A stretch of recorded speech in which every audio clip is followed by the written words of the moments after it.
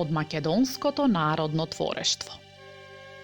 Лисицата, кртот и ежот. Еднаш, кртот и ежот се договориле заедно да работат на полето. И се што ќе заработат летото, на крајот да си го поделат на еднакви делови. Крту, пријателе, му рекол ежот, каква работа да фатиме ова лето? Ами, ежу, најпрво да го изораме полето.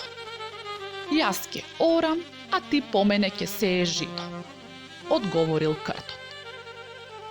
Ежот се согласил и започнале заеднички да работат.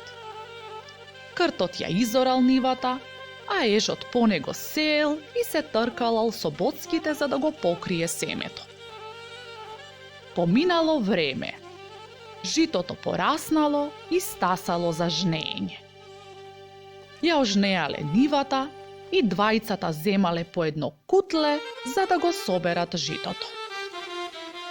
Почнале да ги полнат садовите, но се скарале. Ежот сакал неговото кутле да биде пополно, бидејќи многу се мачел кога се тркалал по нивата.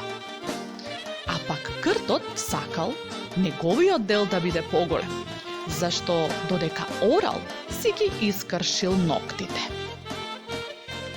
Се скарале и бидејќи не можеле да се договорат, решиле првиот што ќе помине да им помогне.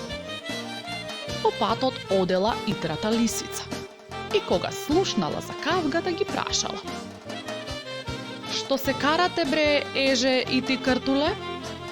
Што имате да делите та толку се карате? Откако и раскажале за што се караат, кума лиса рекла. Ех ти ешко мешко и ти кртуле мртуле, вие имате за делење 9 килограми пченица, кутле и една слама. Еве право како се дели. За тебе, еже меже, е ветија сламава за да си лежиш на неа. За тебе, кртуле мртуле, пченица едно кутле и толку ти е доста за цела зима. А за лисица мисица ќе бидат 9 килограми пченица за да си ја однесам на воденица.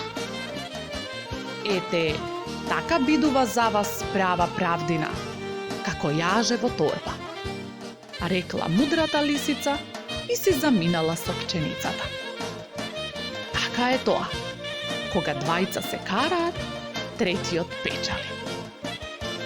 Приказната е од книгата Детето со звезда на челото, приредена од Ана Витанова-Рингачева, илустрирана од Александра Хаџинаумова-Атанасовска, а во издание на издавачката куќа Просветно дело.